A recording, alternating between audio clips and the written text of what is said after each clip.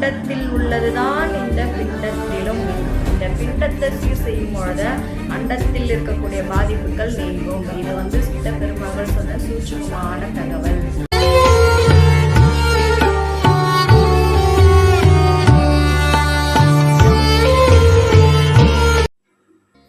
ஓம் சிவாய நம. அஸ்ட்ராலஜர் ஆயில்ய மைத்திலி. மந்திரங்கள் சொல்வது மூலமா பிரச்சனைகள் எல்லாம் தீருமா அப்படின்னு ஒரு கேள்வி. மணி மந்திரம் ஔஷதம் இந்த 3 மூலமா தான் நம்மளுடைய கர்மங்கள் பாதிப்புகள் தோஷங்கள் எல்லாம் விலகும் அப்படின்றது சித்த பெருமார்கள் சொன்ன விஷயம். ஸோ நம்ம நிறைய கோவில் எல்லாம் போகிறோங்க. அங்கெல்லாம் போனோம்னா என்ன அதிகமாக பண்ணுவாங்கன்னா மந்திரங்கள் சொல்லி அந்த தெய்வத்துக்கு இறை வழிபாடு பண்ணுவாங்க. ஸோ நிறைய விஷயங்கள் நம்ம பேசக்கூடிய சில வார்த்தைகளே மந்திரமான ஒரு வார்த்தைகள் தான். நம்ம உடல்ல ஏற்படக்கூடிய அதிர்வலைகள் நமக்குள் இருக்கக்கூடிய சில ஹார்மோன் மாற்றங்களை சீர் செய்யும். 72,000 நாடி நரம்புகள் இருக்கு. அதுல எல்லாமே நம்மளோட காற்றோட்டம் சீராக இல்லாத டைம்ல தான் நமக்கு கெட்ட காலம், நிறைய கர்ம பாதிப்புகள் தோஷங்கள் நம்ம நிறைய சொல்லிக்கிட்டே இருக்கோம் இல்லையா? அப்போ அந்த டைம்ல எல்லாம் என்ன நடக்கும்னா நம்ம சிந்திக்கிற அந்த சிந்தனையின் ஓட்டம் தடைப்படும். ஸோ கரெக்டான ஒரு சிந்தனை நம்ம தான் நமக்கான ஒரு பிரச்சனையாகவே இருப்போங்க. இது நம்ம ஒரு கட்டத்தில் தப்பு பண்ணியிருப்போம். ஒரு டைம் வரும்பொழுது தான் கரெக்ட் இல்லை இதுன்னு அப்போ தான் நம்ம அனலைஸ் பண்ணுவோம். அந்த காலகட்டம் தான் நம்மளோட மூச்சு காற்றின் அளவு சீராக இயங்க தொடங்கும். ஸோ இந்த மந்திரங்கள் எல்லாம் ஜபிக்கும் பொழுது, அதுவும் பீஜ மந்திரங்கள் எல்லாம் ஜபிக்கும் பொழுது நமக்குள் நிறைய மாற்றங்கள் உண்டாகும். நம்ம எப்போவுமே ஆக்டிவாக இருப்போங்க. ஸோ நிறைய வழிகள் இருக்குது. நம்மளுடைய உடலை நாம் சரி செய்து கொண்டால், நம்ம உடலை நாம் சீராக இயக்க தெரிந்தால், நவக்கோள்கள் தன்னால் அதோட வேலையை கரெக்டாக ஒர்க் பண்ணிக்கிட்டே இருக்கும். ஸோ அண்டத்தில் உள்ளது தான் இந்த பிண்டத்திலும். இந்த பிண்டத்தை சீர் செய்யும் பொழுது அண்டத்தில் இருக்கக்கூடிய பாதிப்புகள் நீங்கும். இது சித்த பெருமகள் சொன்ன சூட்சுமமான தகவல். ஆனால் இந்த காலத்தில் யாரும் அதை பண்ணுறதுக்கு டைம் இல்லை. ஏன்னா அது கொஞ்சம் நல்ல டீப்பாக போகும்பொழுது நிறைய ப்ராக்டிஸ் பண்ணோம், அது பண்ணோம் இது பண்ணோம், நிறைய இருக்குது அதில். ஆனால் டைம் எடுத்து நம்ம மெனக்கெட்டு பண்ணும்பொழுது நாம் எப்போவுமே ஒரு ஆக்டிவாக இருப்போம். நம்ம உடல் சீராக இருக்கும், உள்ளம் சீராக இருக்கும், புத்தி தெளிவாக இருக்கும். நிறைய விஷயங்கள் எல்லாம் இருக்குங்க. எல்லாமே நம்ம கிட்ட தான் இருக்குது. நாம் தான் அதற்கான முயற்சி எடுத்து பண்ணணும். வெறுமனே கோயில் போயிட்டோம், பரிகாரம் பண்ணிட்டோம், போட்டு வந்துட்டோம், விளக்கு போட்டு வந்துட்டோம், இந்த பூஜை பண்ணிட்டோம் அப்படின்னா எல்லாமே சரியாகுமா? சரியாகாது. நாம் இங்கே பிண்டத்தில் சீர் பண்ணாதான் அண்டத்தில் நடக்கக்கூடிய நம்மள கட்டத்தில் அமைந்த பாதிப்புகள் எல்லாம் சீராகும். இது அடிப்படையே சரி பண்ணாமல் மற்ற எந்த விஷயத்தை போய் நம்ம பண்ணாலும் அது நமக்கு சக்ஸஸ்ஃபுல் ஆகாது. ஸோ இப்போ நான் சொல்லக்கூடியது ரொம்ப ரொம்ப பயனுள்ளது, ரொம்ப உயர்வானது. இதை தாண்டி இல்லை. அதை தான் இப்போ நான் உங்களுக்கு சொல்ல போகிறேன். ஸோ அந்த ஒரு மந்திரத்தை எப்படியெல்லாம் நீங்கள் ஜபிக்கலாம், எப்படி உங்கள் நினைவில் வச்சுக்கலாம், இதுக்குன்னு எந்த ஒரு இதுவுமே இல்லை. நம்மளோட கை விரல் தான் அந்த மந்திரத்தை உங்களுக்கு அடையாளமாக விளங்க போகுது. ஸோ அதை அப்படி எப்படி நம்ம கை ஈஸியாக கணக்கு வச்சுக்கலான்றதை நான் சொல்கிறேன். அதற்கு முன்னாடி என்னுடைய யூடியூப் சேனலை சப்ஸ்கிரைப் பண்ணாதவங்க சப்ஸ்கிரைப் பண்ணிக்கோங்க. ஜோதிடம் மற்றும் ஆன்மீகம் சார்ந்த பரிகார தகவல்கள் எல்லாமே உங்களுக்கு வழங்கப்படும்.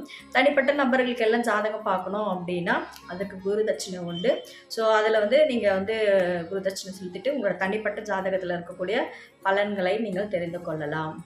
ஸோ மணி மந்திரம் ஔஷதம் சொல்லியிருக்கோம். ஸோ இந்த மணி மந்திர ஔஷதமில் நிறைய விஷயங்கள் இருக்குது. நம்ம உடலில் இயங்கக்கூடிய அதிர்வலைகள்.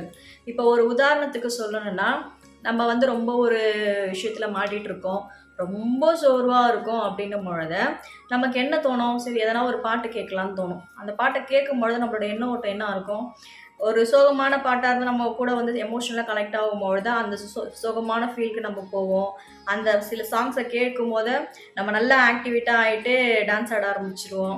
ஸோ அந்த டைமிங்க்கு நம்ம உடலில் இயங்கக்கூடிய அந்த ஆராஸோட ஃப்ரீக்குவன்சி எல்லாம் அப்பு டவுனுன்னு சொல்லி ஏறி இறங்கும். ஸோ ஒரு பார்ட்டிக்கு போகிறீங்க, நல்ல ஒரு டிஜே சாங்கெல்லாம் போட்டு கேட்டிங்கன்னா தன்னால் எழுந்து நமக்கே ஆட தோணும். அங்கே தான் நம்ம உடலில் அந்த ஃப்ரீக்குவன்சி வேலை செய்யும். ஸோ சோகமான விஷயங்கள் சோகமான சாங்ஸ் எல்லாம் கேட்கும்பொழுது நம்மளோட மென்டாலிட்டியும் ஏதோ ஒரு பழைய காலத்து நினைவுகள்லாம் திரும்ப ரீகலெக்ட் ஆன மாதிரியான விஷயங்கள் எல்லாம் நமக்கு எமோஷ்னலாக கனெக்ட் ஆகும். ஸோ இது பேசிக் பாட்டம். நம்ம உடலில் ஃப்ரீக்வன்சியோட அளவு வந்து எந்த அளவில் இயங்கிட்டு இருக்கு, அது வந்து எப்படி இருக்குது அப்படின்றத நாம் ஃபஸ்ட்டு அனலைஸ் பண்ணிக்கலாம். நிறைய கிரக சேர்க்கைகள் அதற்கு காரணமாக இருக்கும். ஸோ அதை வந்து எக்ஸ்பிளைன் பண்ணோன்னா நிறைய டீப்பாக போகும். இப்போ நான் சொல்கிறது எல்லாருமே ட்ரை பண்ணலாம். குறிப்பாக ரொம்ப மன அழுத்தத்தில் இருக்கிறது கரண்ட்டில் கும்பராசிக்காரங்க. கும்பம் சொல்ல முடியாத வேதனை. கும்பராசிக்காரங்க, மீனம், மகரம், சிம்மம், கன்னி, இந்த 5 பேருமே இப்போ நான் சொல்லக்கூடிய இந்த மந்திரத்தை வந்து முழு நம்பிக்கையோட ஆத்மார்த்தமாக சுத்தபத்தமாக சொல்லி பாருங்கள். உங்கள் வாழ்க்கையில் நிறைய சேஞ்சஸ் வந்துக்கிட்டே இருக்குங்க. இதை வந்து உறுதியாக நான் சொல்லுவேன். அப்படிப்பட்ட மந்திரம் நான் உங்களுக்கு சொல்ல போகிறேன். ஸோ பஞ்சாட்சர மந்திரம். இந்த பஞ்சாட்சர மந்திரத்தை எப்படியெல்லாம் நம்ம நினைவில் வச்சுக்கலாம் அப்படின்னா, நம்மளுடைய 5 கை விரல்கள். ஸோ இந்த 5 கை விரல் வச்சு தாங்க நம்மளோட மந்திரத்தை வந்து நம்ம சொல்ல போகிறோம். ந ம சி வ ய நம சிவாய. ம சி வ ய ந சி வ ய ந ம ப ய ந ம சி ய ந ம சி வ. இந்த நம சிவயன்ற அந்த 5 மந்திரத்தை நம்மளுடைய கை விரல்கள் மூலம் நாம் எளிதாக நினைவில் வைத்து கொள்ள முடியும். ஸோ நம்ம வந்து ஓம் நம சிவாயன் வந்து நிறைய பேர் வந்து சாண்டிங் பண்ணுவாங்க, தியானம் பண்ணுவாங்க. இந்த பஞ்சாட்சர மந்திரத்தை எல்லாருமே சொல்லலாம். யாருக்கெல்லாம் தீர்க்க முடியாத மன அழுத்தம் ரொம்ப அதிகமாக இருக்கோ, அடுத்து என்ன பண்ணுறதுனே தெரியலங்கன்னு புலம்புவாங்க பார்த்தீங்களா. அதுவும் கும்பராசிக்காரங்கெல்லாம் எனக்கு எவ்வளோ ஃபோன் கால் வருதெல்லாம் கும்பராசிக்காரங்க தாங்க. ஸோ கும்பராசிக்காரங்களோட எக்ஸ்ட்ரீம் ப்ராப்ளம் வந்து சரியாகணும், அடுத்த இதுக்கு போகணும், இருக்கிற மன அழுத்தம் குறையணும்னா தயங்காமல் பஞ்சாட்சர மந்திரத்தை சொல்லுங்கள். ஸோ உங்களுக்கு பஞ்சாட்சர மந்திரம் உங்களுக்கு ஒரு பாதுகாப்பு கவசமாக இருந்து செயல்பட ஆரம்பிக்கும். அதை தாண்டி ஒரு மந்திரமே இல்லைங்க. அந்தளவுக்கு அற்புதமான மந்திரம் பஞ்சாட்சர மந்திரம். இது வந்து எல்லாம் சொல்லுவாங்க, மந்திரத்தெல்லாம் உள்ளுக்குள்ளே ஜபிக்கணும், வாய் விட்டு சொல்லக்கூடாதுன்னு. முதலில் மந்திரங்களை வாய் விட்டு சொல்ல வேண்டும். நம்ம ஒரு விஷயம் வந்து நம்ம சொல்கிறோன்னா மந்திரங்களெல்லாம் ஃபஸ்ட்டு நல்லா வாய் விட்டு சொல்லணும். போக போக போக போக உங்களுக்கு நல்லா சித்தியான பிறகு தான் மந்திரங்களை உள்ளுக்குள் சொல்ல வேண்டும். ஸோ சில மந்திரங்கள் வந்து வாய் விட்டு சொல்லணும், சில மந்திரங்கள் உள்ளுக்குள்ளே ஜபிக்கணுன்றதெல்லாம் ஒரு அமைப்பு இருக்குது, ஒரு கணக்கு இருக்குது. எடுத்தெடுப்புலேயே வந்து நம்ம வெளியே சொல்லாமல் இருந்தோன்னா சர ஓட்டம் சீராக வந்து இயங்குதா இல்லைன்னு நமக்கே தெரியாமல் போயிடும். நம்ம உடலில் இயங்கக்கூடிய காற்றை சீராக இயக்க தெரிந்தால் மட்டும்தான் நவக்கோள்களை வெல்ல முடியும்னா அதனால வரக்கூடிய பாதிப்புகளை குறைத்து கொள்ள முடியும். அந்த பாதிப்புலேருந்தே வெளியே வரத்துக்கு முடியும். சரந்தாங்க உடலில் இயங்கக்கூடிய மூச்சு காட்டுறங்க. அந்த மூச்சு காற்றை வந்து சீராக இயக்கிறதுக்கு நம சிவாயன்ற மந்திரம் ரொம்ப உதவியாக இருக்கும். நிறைய மந்திரங்கள் இருக்குது, இறை நாமமே இருக்குது. எல்லாமே இறை நாமம் வந்து இந்த சாதாரண விஷயம் கிடையாது. எவ்வளோ பேர் வந்து அந்த காலத்தில் புராணங்கள் இதிகாசங்களை நம்ம படிக்கிறோம் இல்லையா, எல்லாமே வந்து ஓம் நம சிவாய, ஓம் நமோ நாராயணாய இறை நாமத்தை சொல்லி தான் வந்து ஒரு வரத்தையே வாங்குறாங்க.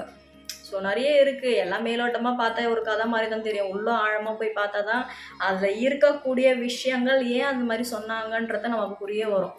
ஸோ பஞ்சாட்சர மந்திரம் உயர்வான மந்திரம். எளிமையாக வந்து நம்மளோட கை விரல்களை பயன்படுத்தி நாம் நம்மளோட நினைவில் வச்சுக்கிட்டு நாம் இந்த மந்திரத்தை தொடர்ந்து ஜபம் பண்ணிக்கிட்டே வரலாங்க. நம சிவாய நம சிவாய. ஸோ சிவாய நமன்னு சொல்கிறாங்க, சிவய நம. இதில் மிகப்பெரிய ஒரு தத்துவமே இருக்குங்க. இந்த நாளோடைய இந்த நெருப்பு வந்து சேராது, இதுதான் நெருப்பு. ஸோ சீயும் வாவும் சேர்ந்தது தான் சிவ சிவ, இதுதான் சிவ சிவ. எல்லாம் கோவில் சிவபெருமான் ஆலயத்துலலாம் பார்த்தீங்கன்னா சிவ சிவன் தானே எழுதியிருக்கோம். ஸோ அதோட தத்துவம் என்ன, இதுதானே. இந்த சீயோடையும் இந்த வாவோடையும் சேர்ந்தது தான், இப்படி தானே இருப்பார். ஸோ இது மிகப்பெரிய ஒரு தத்துவம். இதை பற்றி அடுத்தடுத்து வர ஒவ்வொரு பதிவுலையும் நம்ம விரிவாக பார்ப்போம்.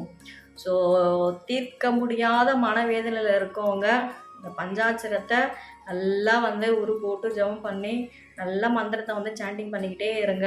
கண்டிப்பாக நல்ல மாற்றங்கள் மிக விரைவிலே உங்களுக்கு கிடைக்கும். ரொம்ப நாளில் இல்லை, மிக விரைவிலே கிடைக்கும். பயன்படுத்தி பாருங்கள், பலன் பெறுங்கள். நன்றி, வணக்கம், வாழ்க நலம். ஓம் சிவாய நம.